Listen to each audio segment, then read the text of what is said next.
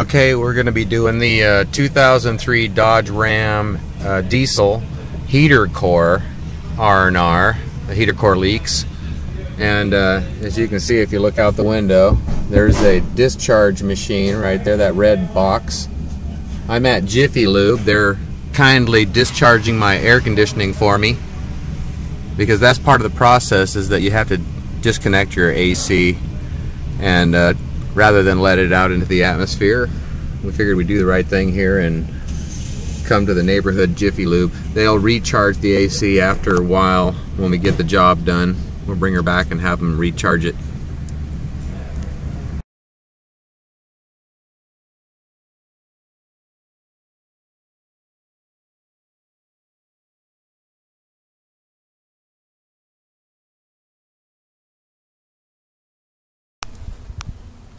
Okay, we just peeled off the left-hand cover. It just pops off. There are two more large bolts right there. Hold on the rest of the chassis here. They're going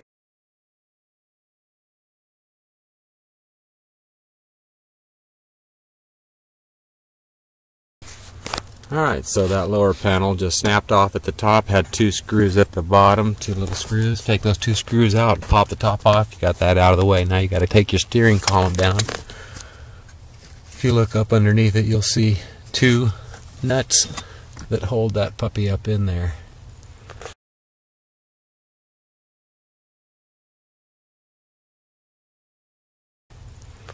And then this cross brace right here, if you really want to drop it, you're going to have to remove this metal cross brace where there are two screws holding it in. So otherwise you're not going to drop it much. Okay, here's where we're at. You can see we got the steering wheel dropped a little bit. There are actually 4 bolts, 2 in the front, 2 in the back. They're hanging off the 2 in the back right now, and the 2 in the front are out. 2 nuts in the back. So there's 4 studs hanging down. When you get it apart, you'll see. So I got it kind of flexed off those 2 back nuts. I've got the 2 side bolts out here on the passenger side, and I have these same 2 on the driver's side loosened up. At this point, you've got to take this lower panel off, and to get that off, you got to follow that all the way down the rocker and start here and get your pry tool out.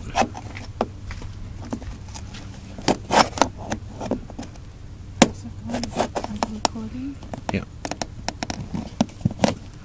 And you get that started down at this end. Good pop. There you go. It should pop loose.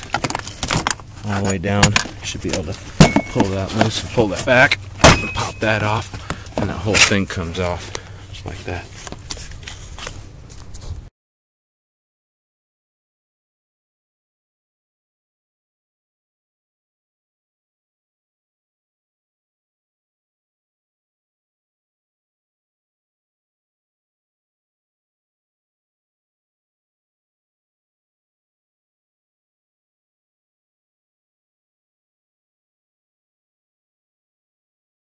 So that cover just popped aside. Now you can see the 3rd bolt here that has to be removed.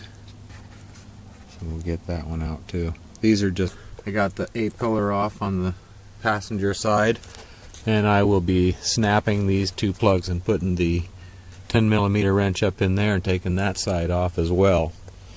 And I've got this cover off on the left hand side, and now I'm pulling this lower cover off, taking the 2 screws out here, and it just unsnaps from underneath there. Should pop off. So got these 3 bolts out. We've got the 4 bolts across the top. They're screws, and then in the center there are 2 more 10mm bolts. These are probably 8mm. I used a 4-in-1 screwdriver and it just pulled them right out. So with that loose, steering column loose, and then just up underneath here, I pulled these 2 bolts out here that were facing up. You'll see them when you get the column down. I unsnapped the yellow tab here on the back of the brake release, pulled the brake lever rod loose, and of course disconnected all the wires from the steering column. If you notice, I can reach up and I can pull the whole thing back now. The whole thing is loose on this side.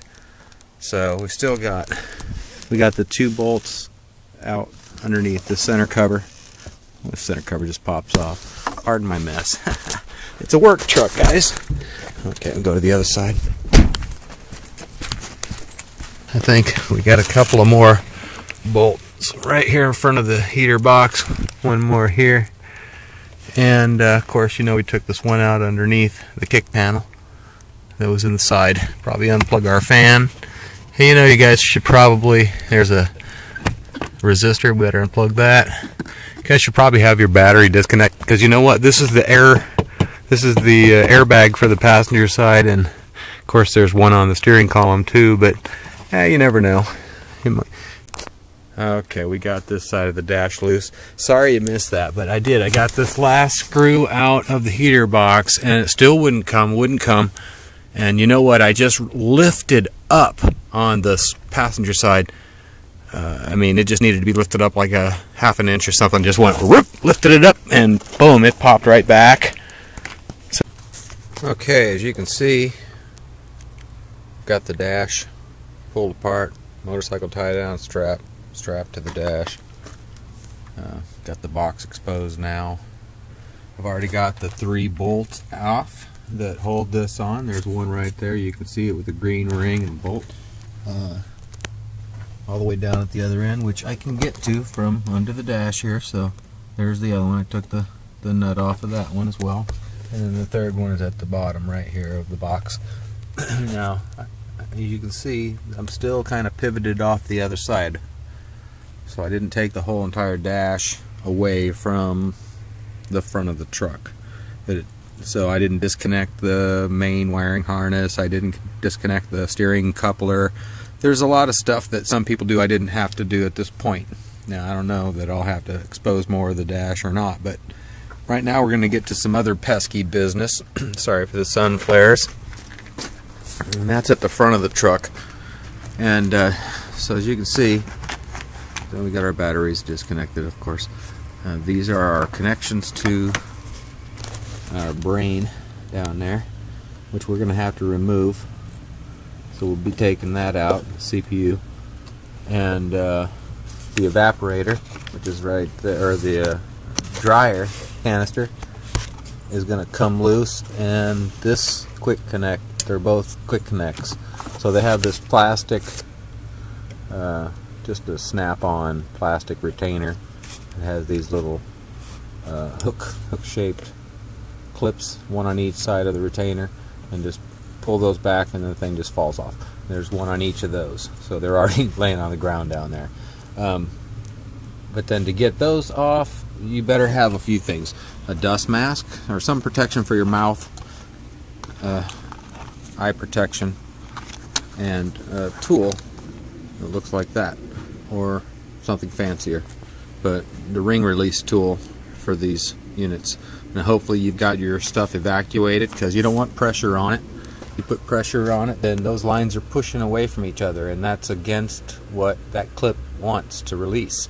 In order for you to get these little plastic rings up in there tight, pushed in, and release the springs inside those flares, why, you really don't want much pressure on there. But I had my AC discharged, and they may still have left some pressure in there, so I want to be safe than sorry and put a dust mask on to keep stuff out of my mouth, any immediate splashes. And then you can keep your mouth shut, but you never know if you just accidentally open your mouth for some reason. And then goggles to protect my eyes, of course, and rubber gloves. I got a pair of rubber gloves I'm going to put on, hanging right here in front of you. So we'll get to that. I'm going to get that, I believe it's the, how I'm going to call it, the brain or the CPU or whatever you want to call it for this unit, for this vehicle, out of there.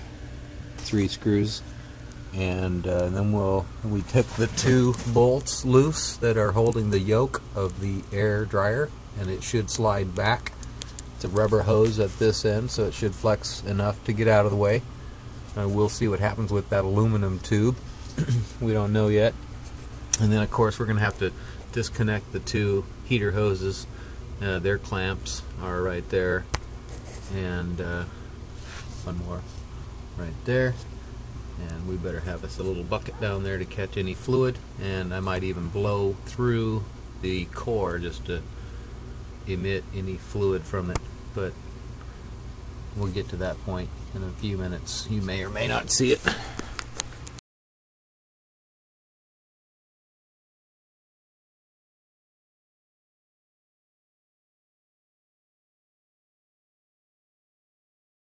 Okay, you can see I have my two tools, a black one and a blue one, are about our best options for size. And they should be able to go on like that, and you should be able to squeeze, push back in to the tube like that. This is going to be difficult to get a camera angle on this. Let's see. Let's see if we can do this. So, come on, baby. There. Okay, so I was able to push the blue plastic tab up inside that ring, and that should allow it to release. Camera's turning. Alright, I was able to pull. It still had some pressure, boy. And it don't smell good. But not much. But yeah, I pushed it in, and I was able to just slide this tube right back out. It had released the tension on the spring inside there. See if we can do this one. Same thing. One-handed isn't easy. You gotta do it with two hands, boys and girls. Hold it with your thumbs, probably the back of the flange, and give it a good push. Come on. Okay, we had a major hold up, and I'm sure you're all going to be aware of it. But in pulling off that black tube, I just did not have a good enough tool for that. And that blue ring that came in that kit pulled the aluminum tube off no problem with my bare fingers. Just pushed it up in there and the tube came out. With this one, no such luck. You put the black one in there, it will not fit. It just has to be pressed in, and then it's just so tight it won't come off. It will just be jammed on there. Ultimately, the white one, I tried shaving it down to make it work. It wouldn't work either. So I had to take a piece of 3/4 inch copper pipe, plumbing pipe, and just a bandsaw, and just sliced it up real quick, and then slid that in there, pushed it up in there, and that worked perfectly, and it popped right off. But what a nuisance. I mean, I can't even believe how difficult that second one was to remove. So anyway, now I can go further, and I can get to the bolts and take this puppy out of there. Not much left to do, really. Take those 4 bolts out, or nuts off there, sorry, and the 2 heater hoses, and you guys can figure that out. And so I'll see you back inside the truck.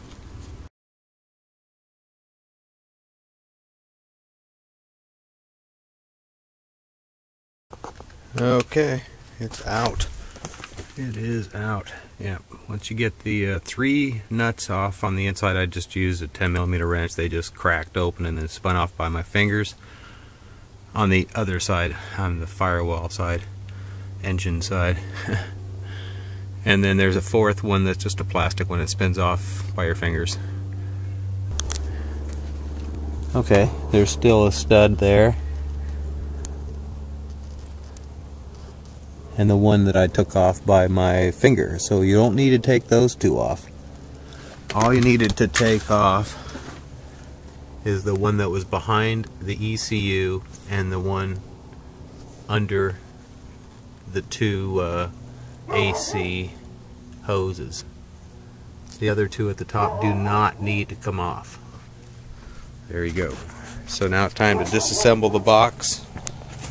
So carefully do that. Change out your parts, and then put it back together in the reverse order. Have fun. That was a lot of work.